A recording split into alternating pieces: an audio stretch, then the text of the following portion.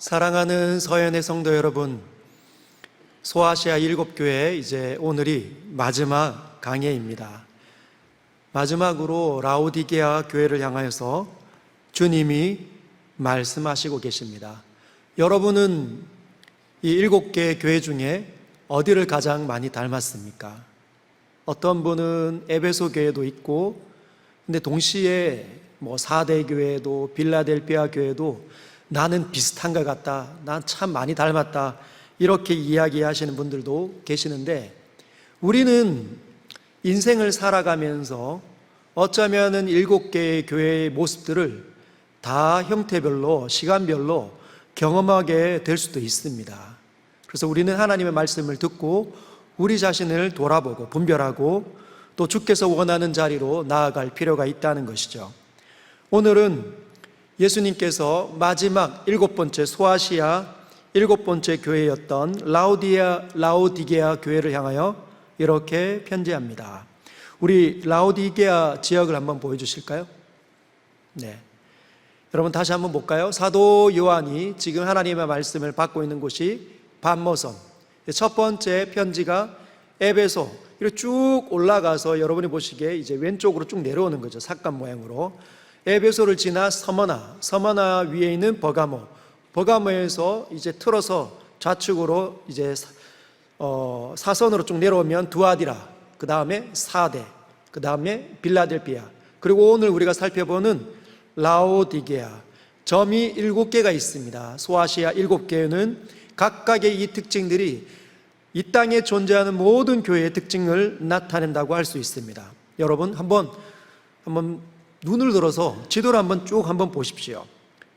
수리아 갈로 해가지고 안디옥이라는 지역을 찾아보실 수 있겠습니까? 여러분 지도의 중심에서 맨 왼쪽으로 가보면 안디옥이 있습니다. 이 안디옥이 사도 바울이 파송을 한 그 지역입니다. 수리아 안디옥 교회. 그리고 밑으로 쭉 내려오면 다메섹이 있죠. 사도 바울이 주님을 만났던, 회심했던 장소가 그 다메섹입니다. 밑으로 보면 예루살렘.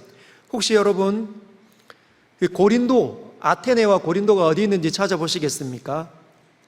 반모섬이 있다면 오른쪽으로 왼쪽인가요? 여러분이 보시는 왼쪽으로 쭉 가보면 아테네, 아덴이라고 되어져 있죠. 지금은 아테네라고 불리고 고린도가 있고, 그리고 그 위로 쭉 올라가면 베레아가 있고 데살로니카, 빌립보, 2차 선교 여행의 첫 번째 유럽의 성이었던 빌립보가 이렇게 있습니다. 이 고린도와 아테네와 데살로니카, 빌립보는 그리스 땅, 지금의 그리스 땅이고, 우리가 지금까지 살펴보았던 에베소, 서머나, 버가모, 빌라델피아, 이 소아시아 7교회가 위치해 있는 곳은 지금의 터키 지역입니다. 터키 지역. 네, 빌라델피아에서 라오디게아까지는 약 170km 정도 떨어져 있습니다. 이제 저를 보여주시죠. 지금 우리가 살펴보려고 하는 라오디게아는 라쿠스 계곡이라는 그 계곡에 위치해져 있는 도시들 중에 하나였습니다. 이 라쿠스 계곡이라는 곳에 우리가 정말 잘 아는 골로새 교회가 있는 골로새 지역이 이 라쿠스 계곡의 라오디게아에 가까이에 있습니다. 그리고 그 골로새와 라오디게아와 또 가까이에 인접하고 있는 도시가 성경에 한 번씩 등장하는데 히에라볼리라고, 지금은 히에라폴리스라고 하는데 히에라볼리, 여러분 들어보셨습니까? 파묵칼레라는 곳이 있는데 이따가 다시 한번 보여드리겠습니다. 이런 골로새, 히에라볼리, 그리고 라오디게아가 라쿠스 계곡에서 인접해져 있는 도시였습니다. 꼭 기억해 주십시오. 그리고 에베소에서 동쪽으로 가려고 하면 꼭 안디옥으로 거쳐가는 관문이 바로 이 라오디게아입니다. 이 라오디게아는 굉장히 부유한 도시였습니다. 소아시아 7개에서 우리가 럭셔리 시티 기억납니까? 럭셔리 시티? 4대였죠. 4대 못지않게 아주 부자인 도시가 라오디게아였습니다. 라오디게아.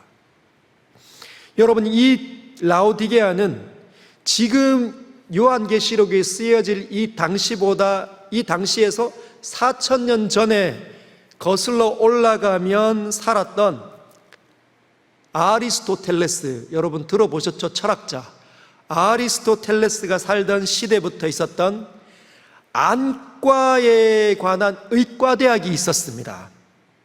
의과대학이 이 시기, 지금으로부터 2000년 전이 이 시기인데 그 시기보다 약 400년 전부터 의과대학이 있을 정도로 굉장히 의술이 발달한 곳이 라오디게아. 거기에서 안약이 개발되었는데 이 라오디게아가 있었던 이 지방 이름이 부르기아라고 합니다. 부르기아. 우리로 하면 경상도, 지금 경상도 안에 대구가 있는 것처럼 라오디게아가 있는 이 지역 전체가 부르기아라는 그 지역이었습니다. 이때 부르기아 안약, 이 라오디게아에서 개발한 이 안약이 전 로마 제국에서 가장 유명한 안약이었다는 겁니다. 그런 라오디게아에 교회가 생겨났습니다. 교회가 생겨났는데 주님이 그 교회를 향하여 자신을 이렇게 소개하십니다. 우리 14절 같이 한번 읽어보도록 하겠습니다. 시작. 라오디게아 교회의 사자에게 편지하라. 아멘이시요 충성되고 참된 증인이시요 하나님의 창조의 근본이신 이가 이르시되. 첫 번째, 주님은 이렇게 자기를 소개하시죠. 아멘이시고 충성되고 참된 증인이다. 여러분, 우리가 할렐루야 하면 아멘 하잖아요. 어떤 분들은 교회 막 나오셔서 할렐루야 하면 아멘 하니까 그게 뭔지를 모르시는 분들도 간혹 계십니다. 아멘은 우리가 잘 아는 것처럼 맞습니다, 정말입니다, 참됩니다, 제가 동의합니다, 제가 확증합니다, 이런 뜻입니다. 할렐루야, 아멘. 여러분이 제가 할렐루야 하나님을 찬양할지어다 이렇게 선포하면 여러분이 아멘 하는 이유는 나 역시 하나님을 찬양합니다, 정말 그렇습니다, 이런 뜻입니다. 그런데 주님이 본인이 아멘이라는 거예요. 히브리적인 이 표현, 확증하다, 도장을 찍다, 이런 뜻이거든요. 아멘이시다, 확증하시는 존재다라는 겁니다. 모든 재판의 결과를 확증하는, 여러분, 모든 재판의 결과를 확증하는 자가 누구입니까? 재판장이죠. 당신은 금고 뭐뭐에 처합니다. 3번 치면 확증되는 겁니다. 재판장이 확증하는 거죠. 즉 주님이 모든 세상에 일어나는 재판의 결과를 확증할 수 있다, 이런 뜻입니다. 그리고 그분은 충성되신 증인이다. 여러분, 충성이라는 이 말은 신실하다, 이런 뜻입니다. 신실하다. 아, 저 사람 참 신실한 사람이야. 누구를 향하여서 신실하다고 말할까요? 믿음이 좋은 사람을 가르쳐 우리는 신실하다 얘기하지만 원래는 이 신실이라는 이 말이 믿음이 참 좋다 이게 아니라, 신앙심이 참 좋다 이 말이 아니라 믿을 수 있는 사람이다. 저 사람은 정말 믿을 수 있다, 이게 신실이고 충성이라는 거예요. 이 사람은 나에게 충직한 사람이야, 충직한 신하야, 믿을 수 있는 신실한 사람이라는 거죠. 주님이 믿을 수 있다는 겁니다. 어떻게? 증인으로서. 그분은 모든 것을 다 보셨다는 거죠. 저와 여러분들이 앉고 일어서고 눕고 다니는 모든 말과 행동, 마음이 스쳐갔던 모든 것들을 다 보신 분, 그래서 증인이라는 겁니다. 증인이신데 너무너무 완벽한, 그래서 하나님께서 재판하시면 반드시 그것이 효력을 가지고 올 수 있다는 거죠. 두 번째, 예수님은 자기를 하나님의 창조의 근본이다. 하나님께서 모든 것을 창조하셨는데 거기에 내가 있었다는 거죠. 예수님께서 있었다는 겁니다. 그분이 저와 여러분을 창조할 때 그분이 계셨다는 겁니다. 그분의 손길에 의해서 저와 여러분이 이 땅에 보냄을 받았다는 거죠. 할렐루야. 우리는 그냥 우연히 이 땅에 존재하는 자들이 아닙니다. 예수님의 손에 의해서, 거룩한 계획과 목적에 의해서 보냄을 받았다는 거죠. 여러분이 부모를 결정할 수 있습니까? 나라를 결정할 수 있습니까? 역사의 시간대를 결정할 수 있습니까? 아니죠. 주님이 결정해서 내가 너의 인생을 주관하고 있다 말씀하신다는 거죠. 라오디게아 교회를 내가 주관하고 있다. 주님 그렇게 말씀하십니다. 근데 그분이 이제 라오디게아 교회를 향하여 평가하십니다. 15절. 내가 내 행위를 아노니 네가 차지도 아니하고 뜨겁지도 아니하도다. 네가 차든지 뜨겁든지 하기를 원하노라. 주님이 라오디게아 교회를 향하여 평가를 내렸는데 라오디게아 교회가 차지도 않았다는 거예요. 그렇다고 해서 뜨겁지도 않았다는 겁니다. 차지도 않고 뜨겁지도 않다. 즉 미직지근하다는 거죠. 마음 상태가, 하나님을 믿는 믿음의 상태가, 은혜 받는 상태가, 이 여기에 있는 영혼의 상태가 미지근했다는 겁니다. 그래서 어떤 분은 차다는 건 마음이 냉랭한 거다. 하나님을 믿는 마음이 냉랭한 거다. 그래서 주님이 말씀하시는 건 그 차가워지는 것이 아니고 뜨거워지는 것을 원하는데 차지도 뜨겁지도 않으니까 이라고 말씀하신 것 같다. 여러분 그렇게 해석을 하면 썩 괜찮은 해석은 아닙니다. 그렇게 말을 할 수는 있겠죠. 왜? 미지근한 상태는 안 좋은 거니까. 그래서 열정적인 신앙이면 너무 좋겠다 그렇게 해석하지만 썩 좋은 해석은 아닌 것 같습니다. 예수님께서 너희가 차지도 않고 뜨겁지도 않다 이렇게 말씀하신 이유가 있다는 거죠. 이 도시의 상황이, 이 도시가 그동안 역사 속에서 그렇게 해왔던 한 사건, 상황을 가지고 주님이 이렇게 말씀하셨다는 겁니다. 여러분 이 라오디게아 교회, 라오디게아 이 지역이, 도시가 생겨나려면 뭐가 필요할까요? 여러분 사람이 모여서 도시를 이루었다. 어떤 조건이 수반되어야 도시가 만들어지겠습니까? 첫 번째, 살 수 있는 터가 있어야 되겠죠. 땅이 있어야 됩니다. 땅은 있겠죠. 먹을 것이 주변에 있어야 되지 않겠습니까? 양을 칠 수 있든지 아니면 씨를 뿌려서 곡식을 재배할 수 있든지 먹을 것이 있을 수 있는 환경이어야 된다. 여러분 아마 라오디게아 이 지역은 그런 환경이었던 것 같아요. 그리고 외세로부터 적을 이렇게 막아낼 수 있는 환경이면 더욱 좋다. 계곡의 위치에 있으니까 얼마나 천혜의 이 요새일까요? 환경일까요? 그런데 한 가지가 더 필요합니다. 사람들이 살아가면서 도시를 이루려면 반드시 있어야 되는 게 있어요. 먹는 것과 잠잘 수 있는 천혜의 환경이 있어야 되지만 물이 필요하다는 거예요. 물. 마실 수 있는 물이 필요합니다. 그런데 이 라오디게아는 물이 전혀 나지 않는 곳이에요. 여러분 물이 전혀 나지 않는 곳인데 도시가 만들어졌습니다. 놀랍지 않습니까? 마실 수 있는 물이 없는데 도시가 만들어졌어요. 어떤 일이 일어났을까요? 여러분 이 도시가 아주 소아시아 지역에서 4대 교회와 견줄 만큼 부가 어마어마했다는 거죠. 그래서 그 많은 돈을 가지고 그 지역에 딱 한 가지가 없는데 물이 없는 것을 해결을 했다는 거예요. 어떻게 해결을 했을까요? 양쪽의 인근의 위치에 있던 도시로부터 물을 끌어오는 겁니다. 여러분 밤에는 뜨거운 물이 필요하죠. 목욕도 하고 샤워도 하려면 뜨거운 물이 필요한데 이 라오디게아는 온천이 하나도 없습니다. 지하수도 솟아오르지 않는. 그래서 뜨거운 물을 그 인근에 있는 북쪽에 약 11km, 우리가 아까 보았던 히에라볼리라는 그 지역에서 온천이 막 솟아오르는데 그 온천에서 11km 되는 이 라오디게아까지 물을 끌어왔다는 거예요. 여러분, 히에라볼리, 과거의 이 로마 시대의 그 모습을 제가 가지고 왔습니다. 한번 보여주시죠.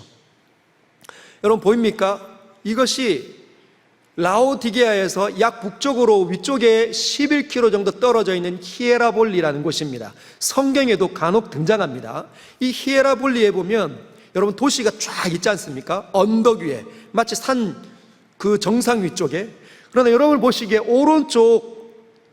오른쪽에 보면은 약간 하얀 지형이 있죠. 이 하얀 지형에서 온천이 막 솟아오릅니다. 지금도 온천이 막 솟아올라요. 한번 오늘날 모습입니다. 여러분 보신 적 있습니까? 오늘날의 저 지형이 과거에는 히에라볼리라고 일컬음 받았지만 지금은 파무칼레라고 일컬음 받습니다. 터키를 여행해 보면 저곳을 꼭 한 번은 방문하게 됩니다. 여러분 저기에 보이는 저 하얀 것이 눈이 아니에요. 얼음이 아닙니다. 뭐냐? 이렇게 온천수에서 쭉 흐르다가 보면 그 온천수에 있는 녹아있는 석회수가 굳어버려가지고 하얀색을 띠는 거죠. 지금 온천이 이렇게 김이 막 모락모락 나죠. 여기 이 높은 이 지역에서 온천수가 얼마나 많이 솟아오르는지 제가 가봤습니다. 온천수가 얼마나 많이 흐르는지 수로를 만들어서 지금 어디까지요? 라오디게아까지, 인근 아래 지방까지 막 내어보냅니다. 물이 콸콸콸콸 쏟아지니까 그 장면을 보여주시죠. 여러분 보입니까?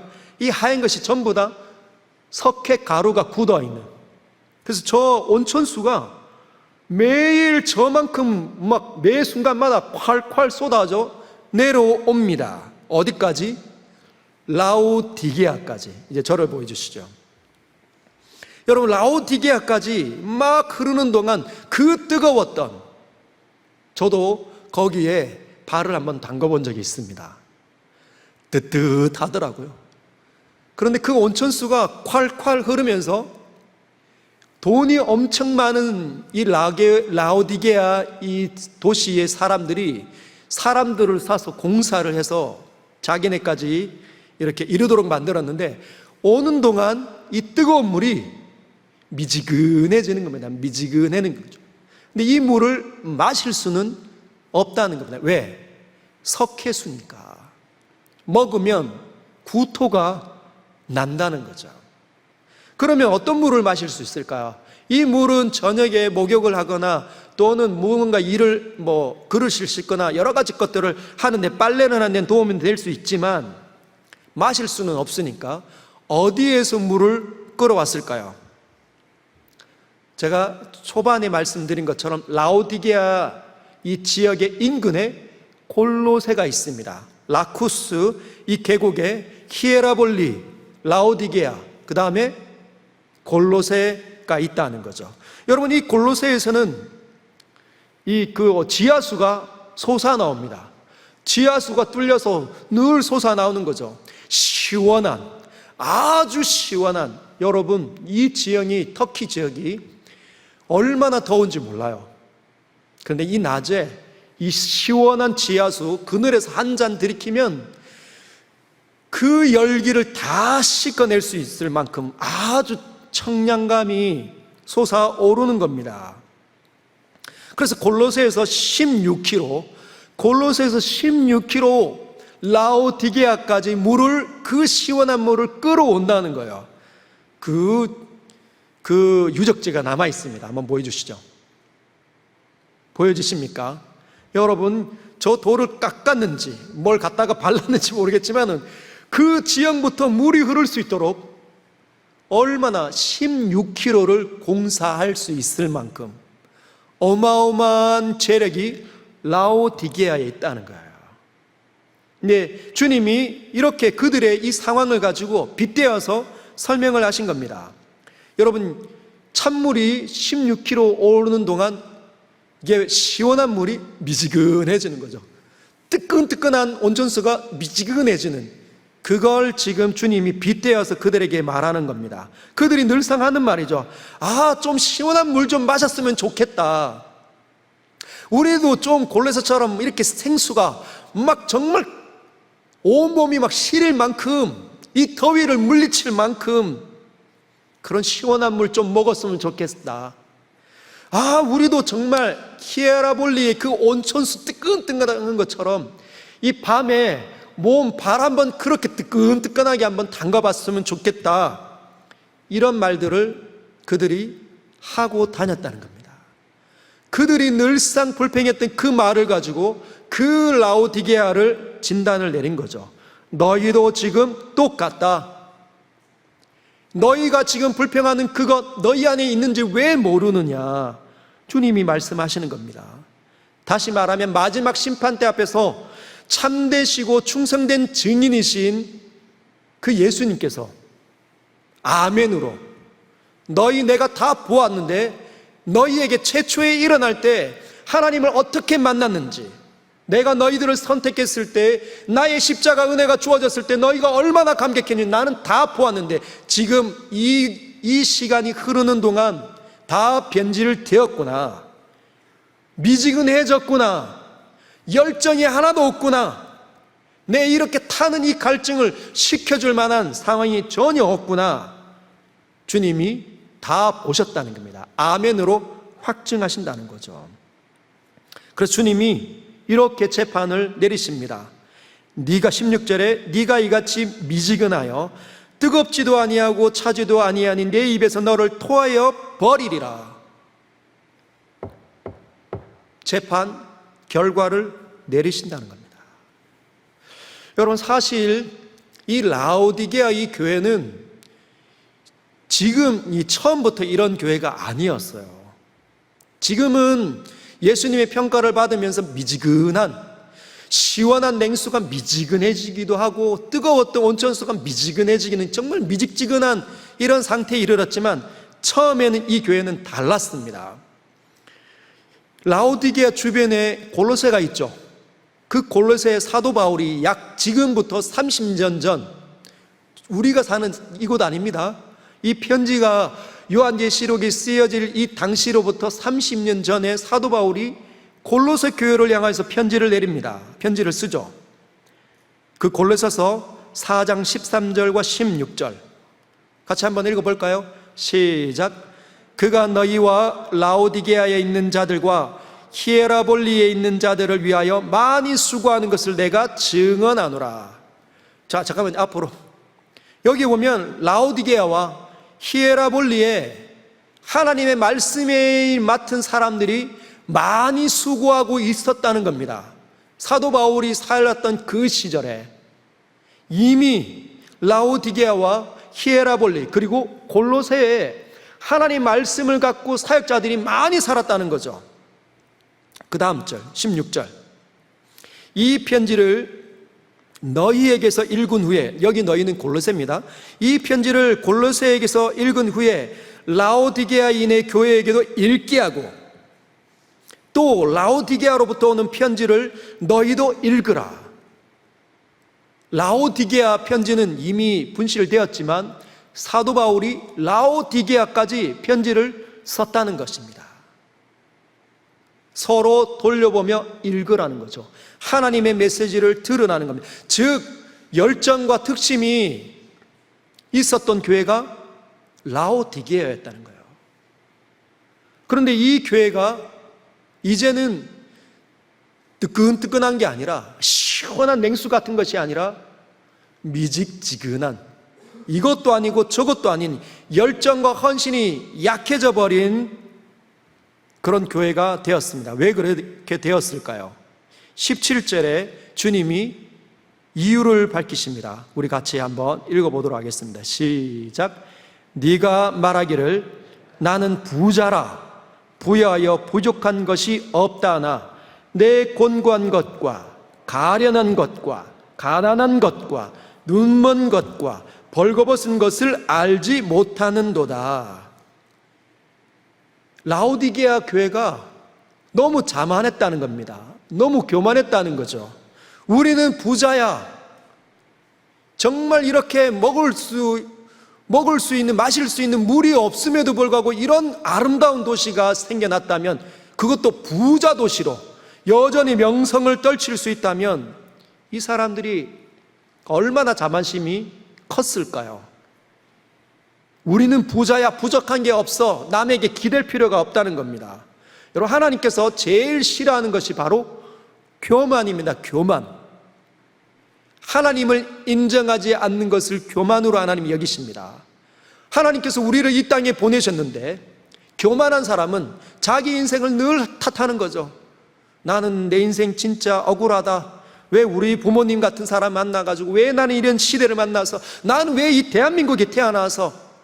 여러분, 하나님을 인정하지 않는 거죠. 그것이 교만입니다. 어떤 사람들은 반대로, 나는 정말 부자니까, 나는 가진 게 많으니까 하나님을 더 많이 신실하게 믿을 필요가 없다는 거죠. 왜? 엎드리지 않습니다. 필요한 것이 없으니까. 하나님을 막 찬양하고 하나님께 감사할 필요가 없는 것. 왜? 내가 다 할 수 있으니까. 여러분, 하나님께서는 그런 교만을 정말 미워하신다는 겁니다.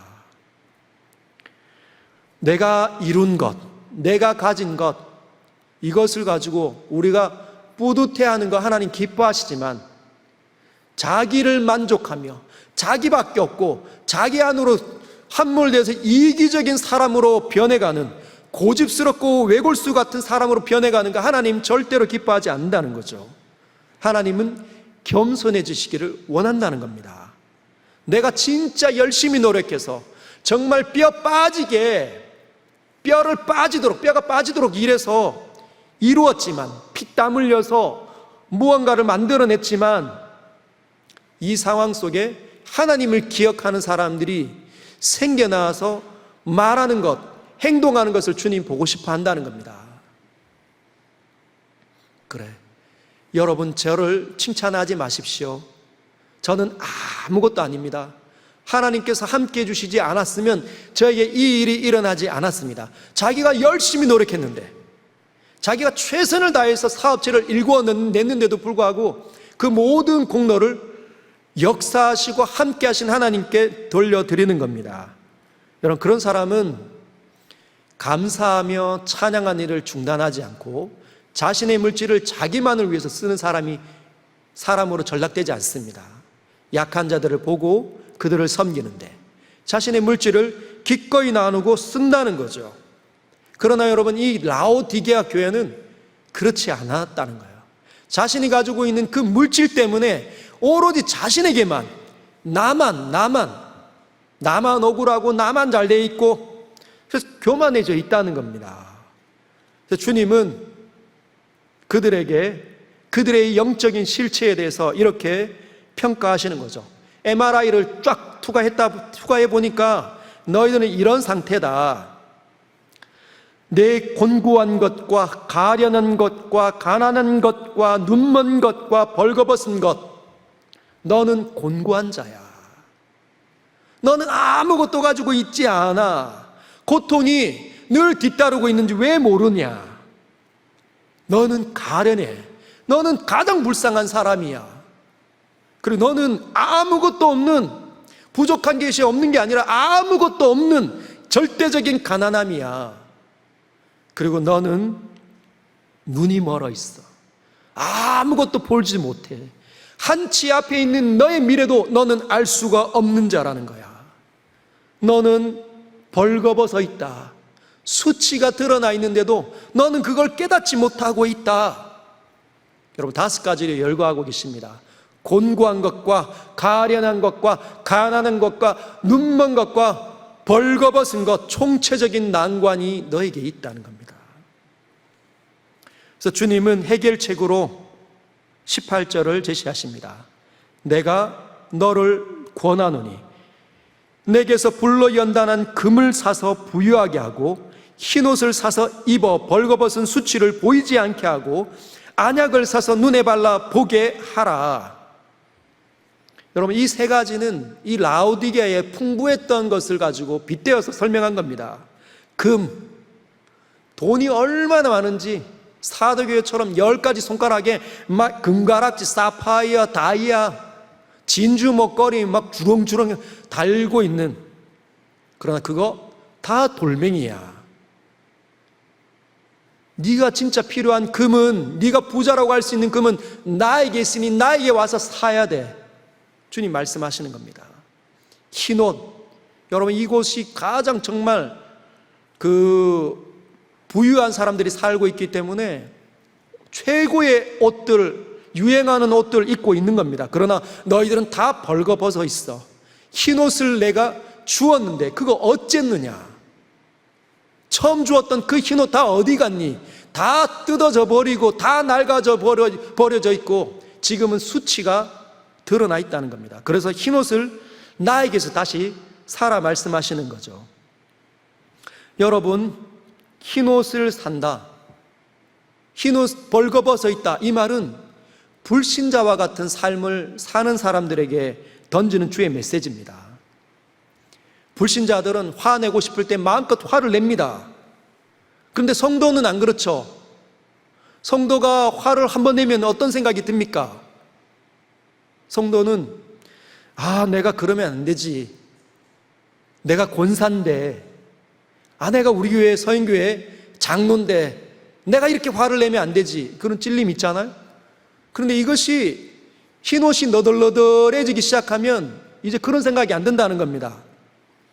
남들도 다 그렇게 하는데 뭐, 내가 아는 목사님들도 맨날 욕하던데 뭐, 이렇게 하고 똑같이 산다는 거죠. 여러분, 만약에 이 불신자들은 완전히 발가벗고 사는 사람들 아닙니까? 주님으로부터 오는 흰옷이 없으니까. 그런 사람들이 하나님을 만나게 되면 무엇이 느껴질까요? 불신자들이 하나님 앞에 서게 되면 이 수치가 하나님의 눈에 보여져서 견딜 수 없어 합니다. 견딜 수 없어 하는 거죠. 자기를 가릴 것을 찾는데 도무지 아무리 찾아봐도 없으니까.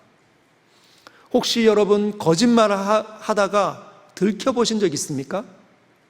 어릴 적에 부모님 앞에, 선생님 앞에 거짓말하다가 들켜서 종아리 맞아 보신 적 있습니까?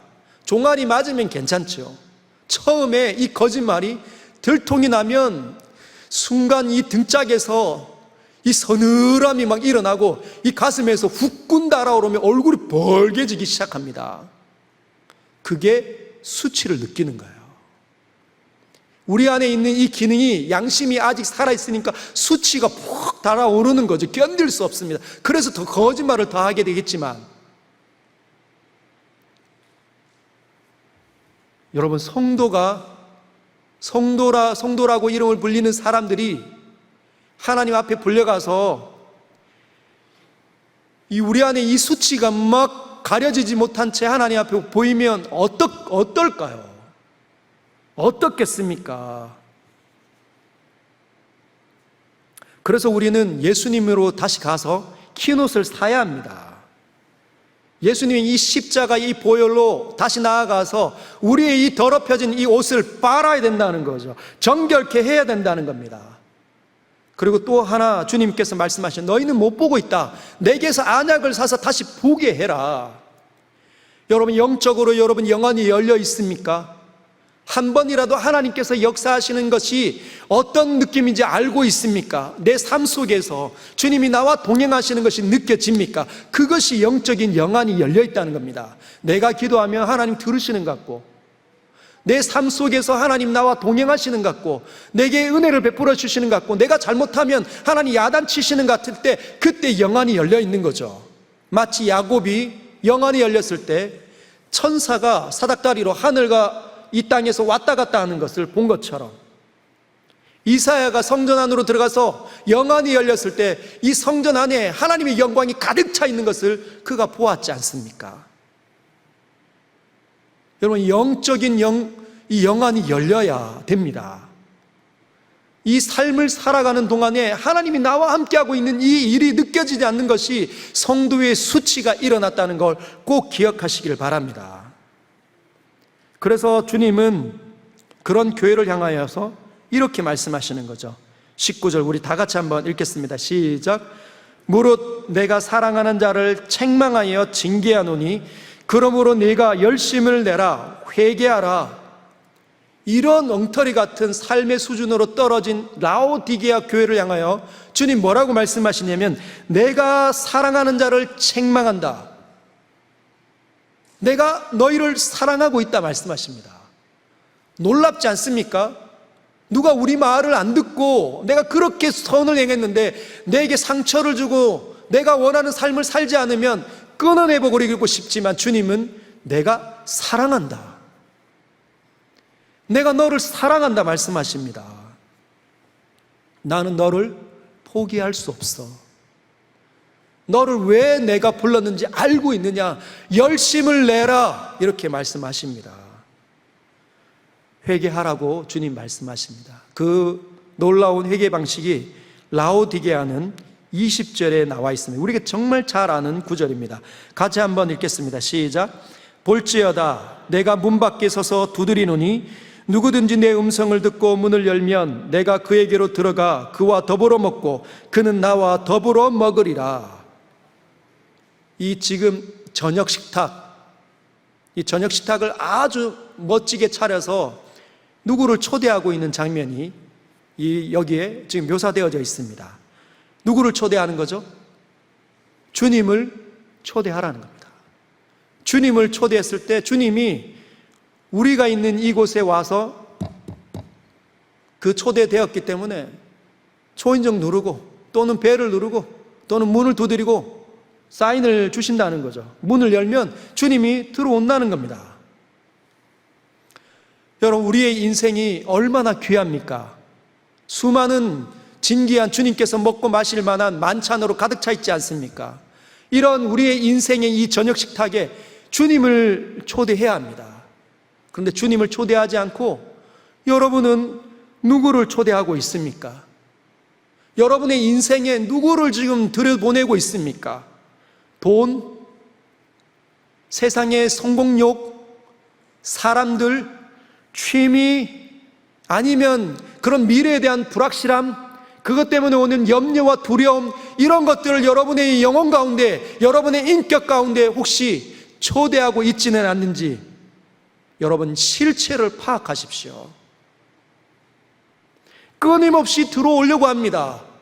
그 세상의 가치관들이, 세상의 헛된 것들이, 욕망들이, 탐욕들이, 쾌락들이 끊임없이 우리 안으로 들어오려고 노력하고 있습니다. 내가 필요하다, 나를 얻으면 행복해져, 쾌락이. 여러분, 돈이 끊임없이 눈을 통해서, 오감을 통해서 뚫고 들어오려고 하죠. 이 탐욕으로. 여러분, 들어오면 행복해집니다. 여러분, 돈이 막 들어오면 행복해지죠. 그러나 이 돈을 막 더 움켜쥐기 시작합니다. 움켜쥐기 시작하고 옹졸해지고, 남편으로 또 아내로부터 또는 다른 사람으로부터 여러분 더 옹졸해지고 자기밖에 모르는 이기적인 사람으로 전락되어져 간다는 거, 우리가 다 경험하지 않습니까? 들어왔더니 너무 행복해지고 못 나눕니다. 상황이 일어나면 눈만 뜨면 뚫고 들어오려고 합니다. 이 고통스러운 내 지금 직장에서 일어나는 그 상황, 이 어려운 상황이 눈만 뜨면 들어오려고 합니다. 인격으로 우리를 사로잡으려고 합니다. 그러면 생각만 하면 짜증이, 절망감이, 우울함이, 한숨이. 여러분, 저도 지난 금요일 날 그런 일이 있었습니다. 총회에 가서 많은 사람들이랑 이야기해 보니까 말이 안 통하더라고요. 말이 안 통해요. 절차들을 다 무시하면서 서류를 넘겼는데 그 이야기를 다 해도 우리는 합니다. 짜증이, 한숨이 뭘 이야기가 안 되니까. 그런데 여러분, 그 문제에 하루 종일 시달리니까 머리에 현기증이 일어나더라고요. 하루 종일 운전도 했는데 하루 종일 거기에 시달리니까 현기증이. 우리 모두는 동일할 수 있습니다.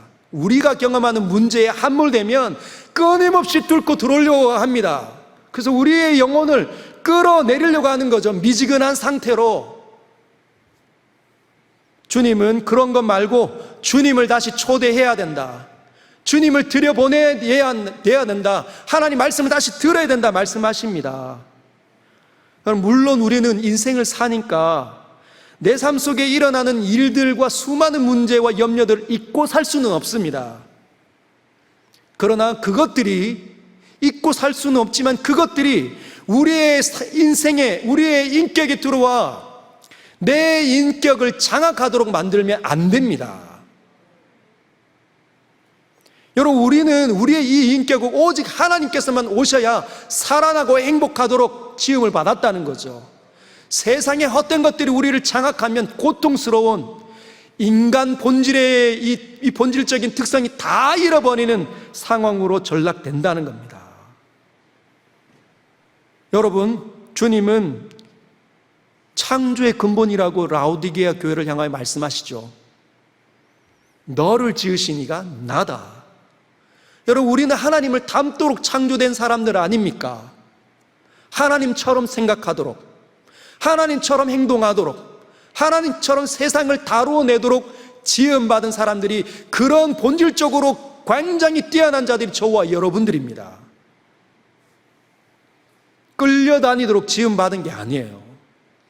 세상의 것들이 우리에 와서 우리를 마치 노예처럼 끌고 다니는 속수무책으로 전락되는 것이 아니라, 우리는 우리에게 들어오는 그 모든 것들을 다루어내도록, 통제하도록, 핸들링하도록 지음을 받은 사람들입니다. 할렐루야. 승리하시길 바랍니다. 근데 어떤 분은 이렇게 말할 수 있겠죠. 목사님, 저도 그렇게 살고 싶습니다. 저도 그러고 싶습니다. 저도 제 인생을 주관하고 싶습니다. 끌려다니고 싶지 않습니다. 그런데 잘 안 됩니다. 염려가, 미래에 대한 불안함이 떠나지 않습니다. 다른 사람의 말이 계속 머리에 맴돕니다. 여러분, 왜 그렇게 떠나지 않을까요? 왜 그렇게 그 염려와 그런 사고방식이 떠나지 않을까요? 성공에 대한 집착, 물질에 대한 집착이 왜 그렇게 떨어지지 않을까요? 그 모든 그 사람의 말이 왜 그렇게 오래 머물러 있을까요? 그건 들어오도록 그냥 마음의 문을 열어두었기 때문입니다. 들어와서 여러분의 인격에, 우리의 인격에 또아리를 확 틀어버렸다는 거죠. 자기 집처럼 살고 있습니다. 나가지 않는 거죠. 그러면 그런 흉측한 것들, 우리 인격을 파괴하고 있는 그 더러운 것들을 어떻게 하면 떨쳐낼 수 있겠습니까? 해답은 그것들을 떨쳐내려고 하지 마시길 바랍니다. 여러분, 할 수 없습니다. 저와 여러분들에게 염려가, 사람의 나쁜 말이 들어오면 이걸 떨쳐내려고 발버둥 치지 마십시오. 에너지 낭비입니다. 절대로 나가지 않습니다. 절대로 나가지 않고 더 나빠집니다. 생각을 또 하게 되면 더 나빠집니다. 그럼 어떻게 해야 될까요? 20절에 있는 것처럼, 볼지어다 내가 문 밖에 서서 두드리노니 누구든지 내 음성을 듣고 문을 열면 내가 그에게로 들어가 그와 더불어 먹고 그는 나와 더불어 먹으리라. 할렐루야. 그냥 내 생각과 내 마음, 내 인격에 예수님을 받아들이고 그분의 생각을 많이 담으십시오. 그분과 함께 먹고 사는 일을 시작하시면 됩니다. 그분이 내 인격에 사시면 끝나는 거죠.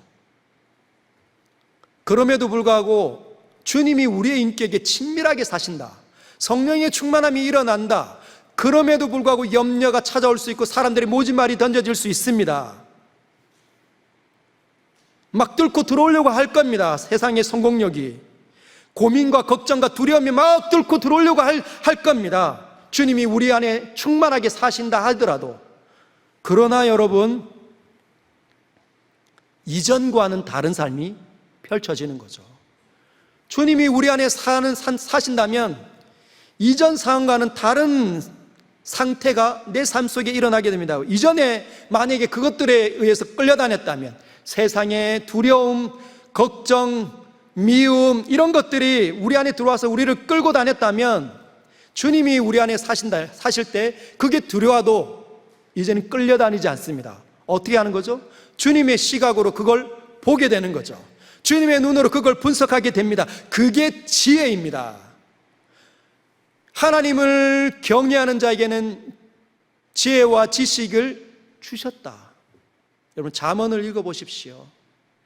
여호와를 경외하는 것이 지혜의 지식의 근본 아닙니까?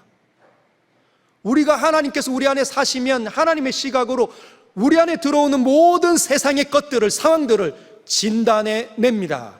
그리고 그것들을 다루어내기 시작하는 거죠. 여러분 그것이 바로 하나님과 함께 사는 삶의 신비로움입니다. 이 자리까지 나아가시길 주님의 이름으로 축복합니다. 예전에는 누가 나 같은 사람과